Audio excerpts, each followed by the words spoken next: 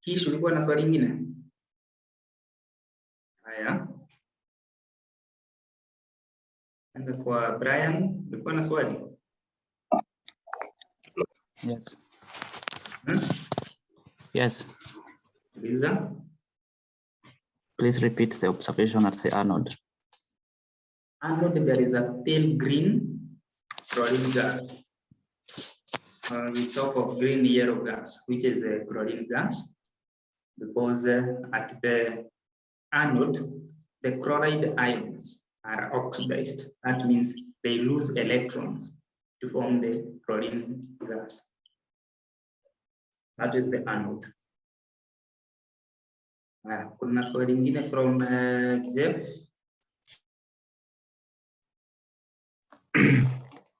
Why is sodium metal kept under paraffin? The fact is, does not react. There is no oxygen, there is no water. Otherwise, if stored in water, it will definitely react. If it is exposed in air, it is going to react with oxygen. But in that paraffin, there is no water or air. Okay, thank you.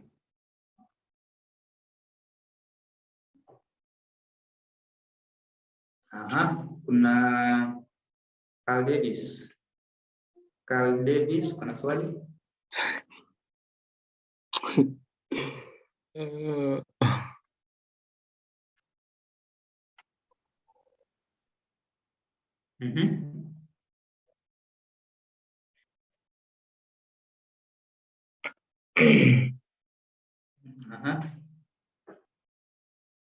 Unaweza uliza swali.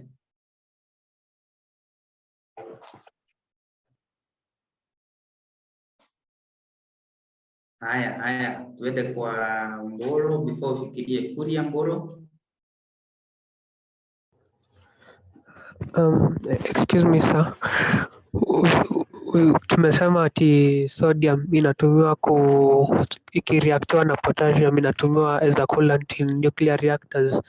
Yes. So can you say that it can also industries that use nuclear reactors, they can be located near a Down cell.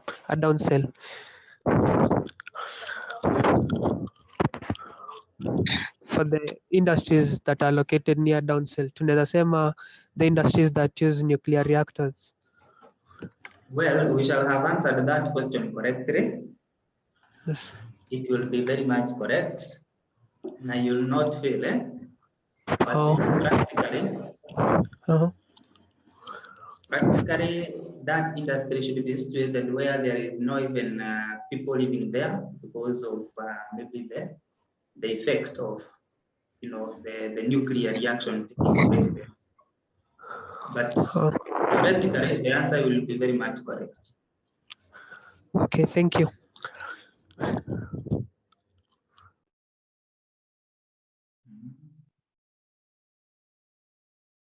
Okay, so I think from there we can look, there is some other questions on the same to reduce the cost of production.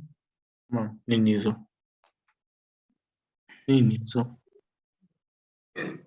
So we can look at this other question here.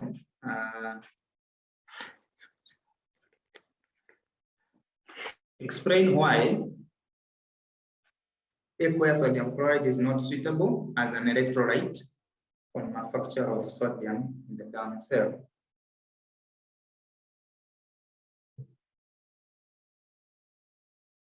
Yes.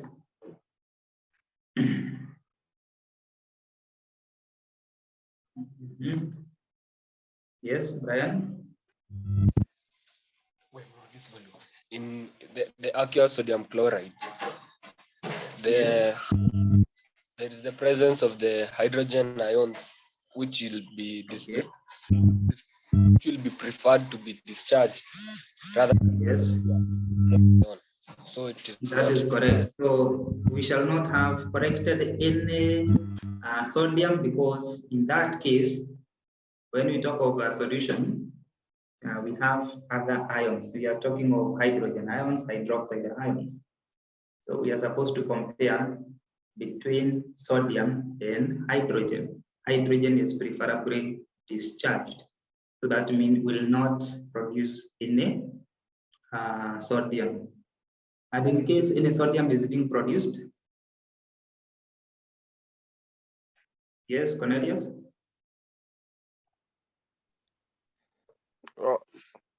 Brian has answered the question.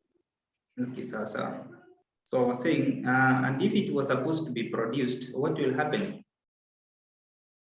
The sodium produced react explosively with water in the aqueous sodium chloride. If it was to be produced, it would do what? It would react. But we know in the fact is it will not be produced because the sodium ions, hydrogen ions are preferably or preferentially discharged. Pale tunatumia electrochemical series. Then we have sodium metal react with air to form two oxides. Which are these two oxides? So there is sodium what? Okay, so Hashem, sodium oxide and sodium peroxide. But we know when they are being produced. Sodium oxide is produced when limited air, or when sodium is burnt in air generally. There is a sodium peroxide when there is excess oxygen.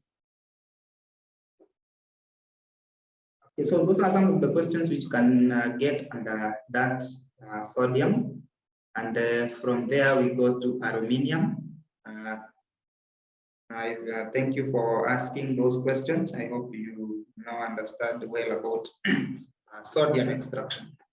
Aluminium, let's start with the occurrence. Where do we get this aluminium? Aluminium occurs as a combined state, but naturally occurring about 7%. But what we normally mine is bauxite. So we have bauxite ore, not the word. This bauxite is hydrated aluminium oxide. Bauxite is the chief ore. Bauxite is the chief ore of aluminium. It has the highest percentage of aluminium. It is in combined state. So it is important that as we look at the chief ore of each element, we must, and it is a must, that we know the chemical formula. So maybe someone may ask, in case you are asked to state the chief ore of aluminium, yes? In case we are asked to state the chief ore of aluminium, do we give the chemical name or the other name which we call the industry name? The industry name is what we normally give. So, because it is an industrial process, we give the industry name. But in addition to that, it is important to note the chemical formula because in the extraction process, chemical process, you are supposed to write chemical equations for reaction taking place. And you see, therefore, it is important for you to know this formula. So therefore, note that bauxite is hydrated aluminium oxide. See, aluminium hydroxide, aluminium oxide. Then there is two water molecules there. So note that. Just to take you back to sodium, you've realized we've not touched anything on impurities. Yes? Ile sodium, haina impurities. We don't discuss any impurity there. We don't discuss impurity. But since we added now calcium chloride, in case they ask a question or you are asked a question, but you never asked this question, state one impurity in sodium ore. Probably you can talk of calcium chloride because that is normally what we add. And we have seen how we have removed calcium chloride from that. it is during extraction or electrolysis process that calcium is done what? It is reduced in the cathode, while the chloride ions are oxidized at the anode. So you can clearly simply state that way to show how we remove the calcium chloride, which is an impurity. Okay. So that means for these other methods, they have their impurities. We shall be discussing how we remove them. Remember, the pre-initial stages of extraction, washing, chemical treatment, that one I said we had, further flotation, there is use of magnetism. So be remembering those because we to discuss how we use those methods to remove the impurity or to concentrate the ore. How do we concentrate the ore of aluminium to discuss? Meanwhile, I hope you are still there. Haujaeka login alafu umeenda sijui kufanya nini, kusikiza wimbo ama nini? Hapana. Wakati tunamaliza hii topic, hatutakuja kurudia tena shule, hapana. Nasema tunaendelea na syllabus.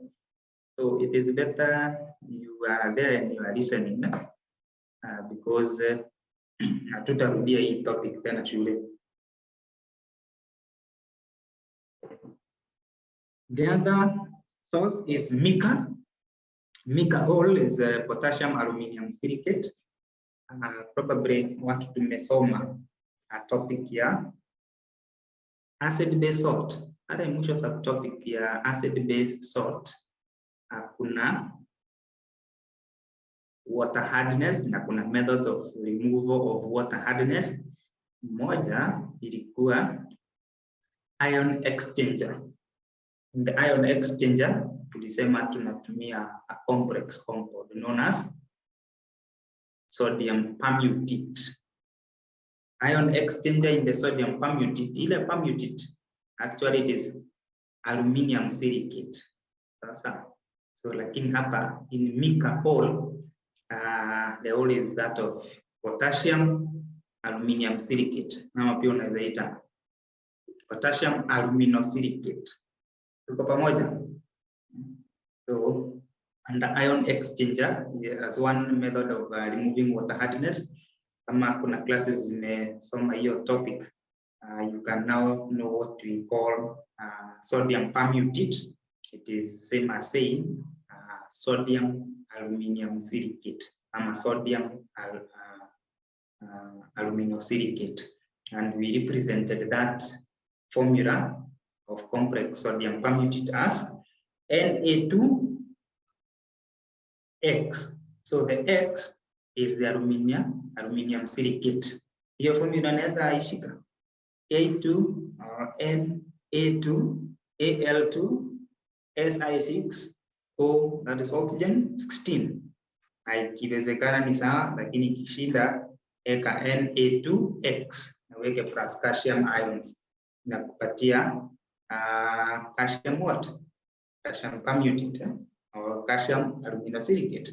You have removed the calcium in that water, making it soft water. Okay. There is China clay, or China clay is aluminium silicate. Unaona jina ingine pale ya permutate aluminium silicate. Ndio hiyo sasa inaitwa China clay. It is a source of aluminium. There is corundum, which is anhydrous aluminium oxide. Corundum, anhydrous aluminium oxide. So among these four ores, the chief ore tumesema ni bauxite. So we are going to discuss bauxite under this subtopic, extraction of aluminium from bauxite. We normally use extraction process, electrolysis process. So we are going to discuss how we carry out electrolysis. Mashira, sorry. Yes, excuse me, sir. Yes. On those the aluminium ores, is it corundum or corundum, or the spelling does not mind? I think it is the pronunciation that doesn't matter so much, but the spelling should be correct. This is what I have, corundum. Maybe you can confirm from the textbook if there is that N, corundum, corundum. Okay. Depende sasa na mwalimu Kiingereza. Meanwhile, confirm that spelling. But if in case it is in an exam, we normally ask a student to state 2 O's. So at least you must know not less than 2 O's, because we don't ask more than 2 O's generally. But the first one should be the chief O. Then the rest, Mica, China clay, corundum, those names do utatumia for example, not the chemical name or the chemical formula. Unless you are asked to write the chemical formula, but we do not ask. Hakuna swali utapata inakwambia niandikie formula ya Mica, hapana. We only ask you to state. So there is no exam that has been set asking you to write the formulas of the other O's apart from the chief O, hizo zingine hapana. Okay. What do we need to know? The main chief, the main O, that is chief O, bauxite. It is mined by open cast method or quarrying, where it is cooked together with sand. Sand unajua ni silicon oxide, ile mchanga tu ya kujenga. Ile inakaa plasto-like. That is silicon 4 oxide. Unajua pia silicon 4 oxide inatumika kutengeneza glass. Glass zenye tunatumia pia kwa madirisha, pia kwa the utensils and so forth. Then there is soil. Sikuwa huko unajua kama this soil is iron 3 oxide. Ile unajua tu red soil. Red soil is the iron 3 oxide. So when we are doing mining of this bauxite, tunaichota pia na hiyo sand na pia soil. So the impurities in this case is silicon 4 oxide and iron 3 oxide. Note this iron 3 oxide being an impurity of bauxite. Tutairudia tena when we are doing extraction of iron. And extraction of iron, we shall call it hematite. Hematite is the chief ore of iron. That's all. So that means mahali tuko na iron 3 oxide, which is hematite, here tuko na aluminium, which is bauxite. That is bauxite. Kuna swali Gideon, uliza?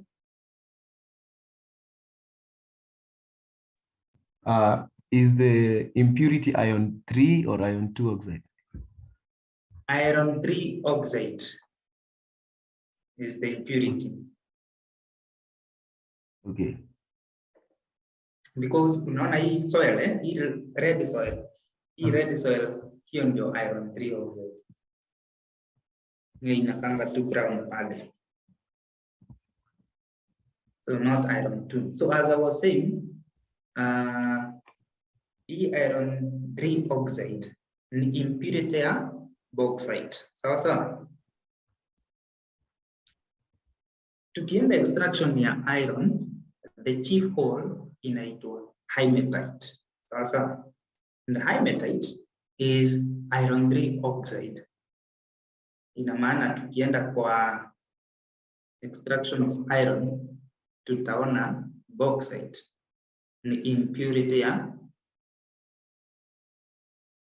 iron 3 oxide or hematite. So, but in extraction of aluminium, since we are only interested with aluminium, that means hematite is an impurity. Tukienda kwa extraction of iron, bauxite itakuwa impurity ya iron, because we shall be concentrating with that iron. So, as I was saying, in the process of concentration of the ore, that is removal of impurities,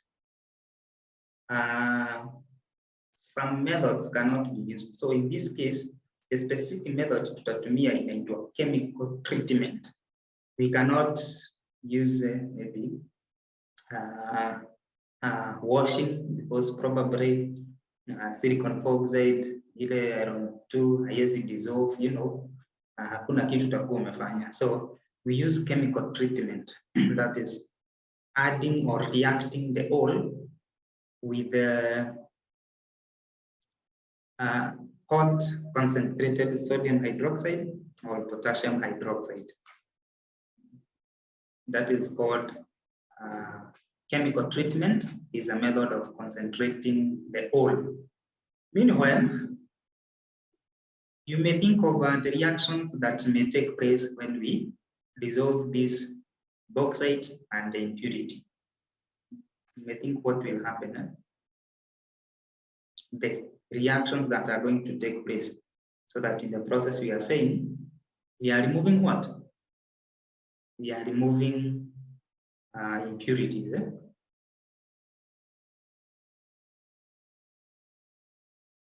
But remember, uki-extract ile bauxite pale, when you are mining it from the surface, sometimes inaweza kuwa ni large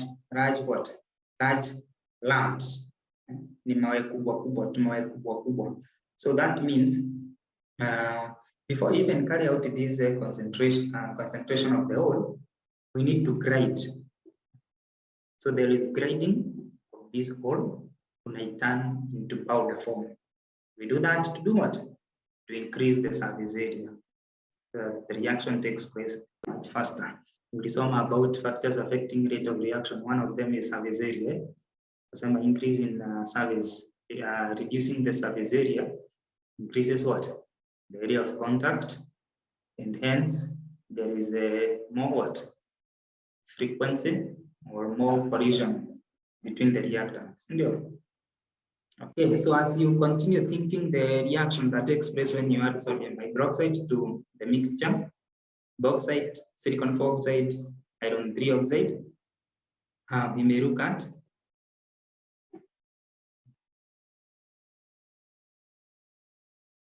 so remember, this is even before we carry out the electrolysis process.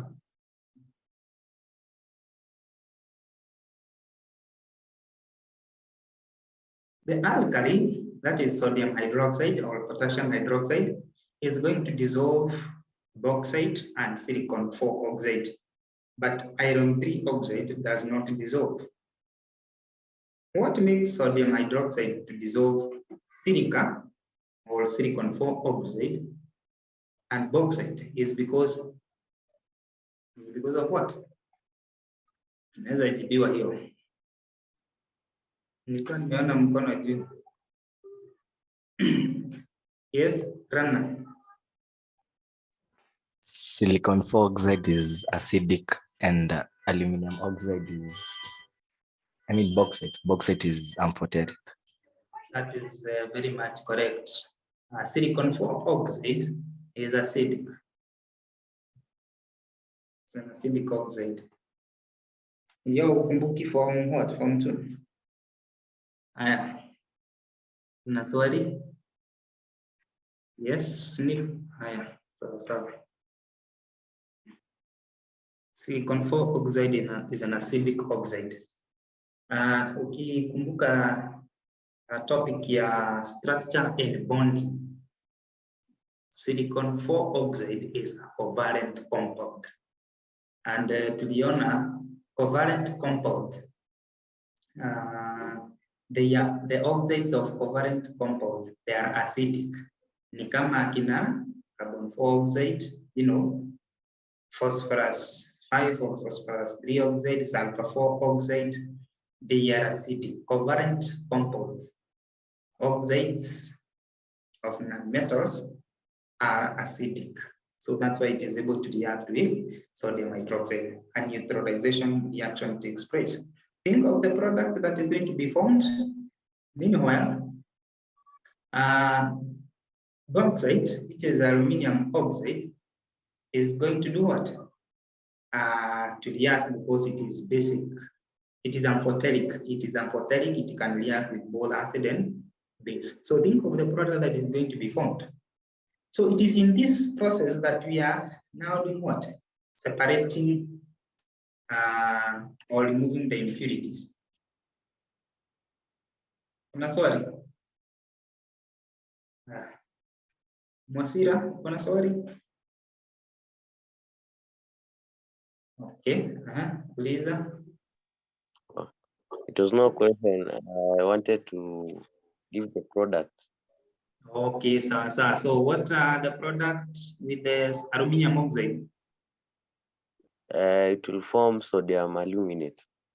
Sodium aluminate, that is very much correct. What about the other one with the silicon oxide? It will form sodium silicate. Sodium silicate. Formula sodium silicate? So Na2, sodium 2, silicon or aqueous. Aqueous. Yeah. So SiO3, yeah? Silicate. Yes. Valency silicate ni 3, that is correct. Then aluminate, sodium aluminate itakuwa? Sodium aluminate, NaAl into brackets hydroxide 4. That is correct. Na2Al into bracket OH into bracket 4, sodium aluminate. Aluminate. Kuna tu pale, NaAl hakuna tu, sindo? Yeah. Okay, so because valency that aluminate is 1. So basi, naweza endelea. So at this point, aluminium oxide is not amphoteric, it is just a base, just like sodium hydroxide, and therefore it will not react. It acquires in solid state, and you remove it by filtering. You filter it out. So you are left with a mixture of solution, sodium silicate, sodium aluminate. How do we separate the two? Sodium aluminate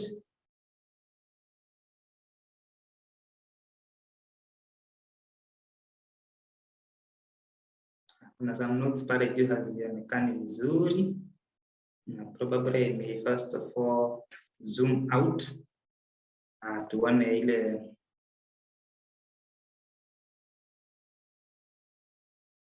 confirm kama unaweza ona. Carbon 4 oxide is bubbled through the filtrate to precipitate aluminium hydroxide as a residue. The aluminium hydroxide is filtered out. So from that mixture of sodium aluminate, sodium silicate, we separate them now by bubbling CO2 gas. The process will precipitate out aluminium hydroxide, and what is left in the solution is sodium silicate. We filter out aluminium hydroxide. That is now what we are interested with. So in the process, we have eliminated the impurity completely now. We have our aluminium hydroxide. So there is that chemical equation. There is that chemical equation. So I'll ask you to confirm it in the KLB chemical equation when we bubble CO2 gas in the filtrate, so that we see aluminium hydroxide is being precipitated out. So confirm that equation there.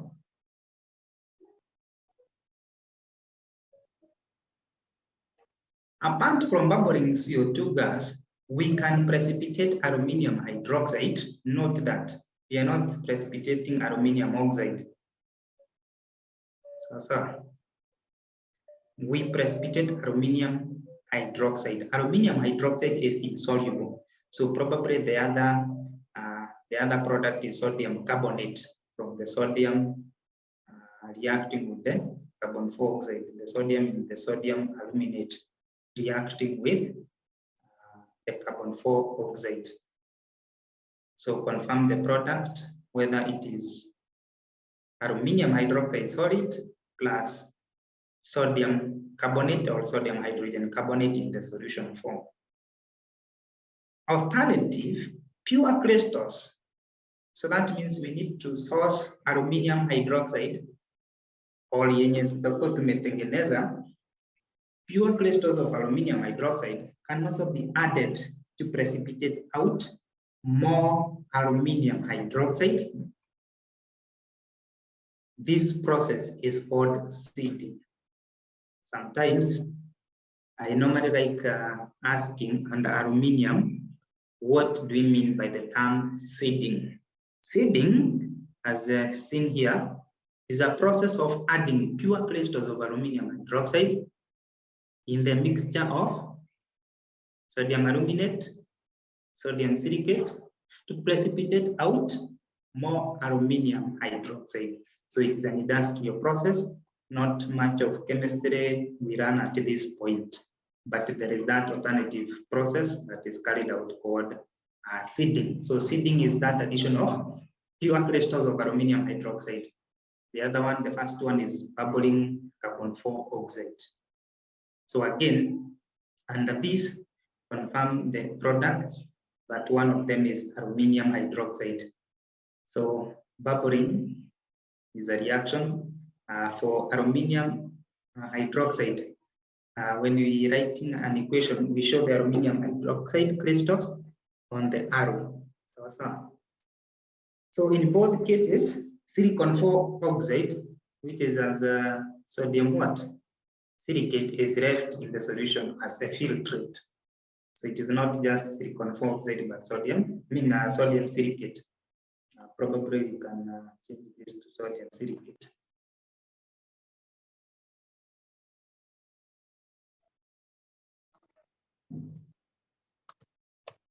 Yeah, that way.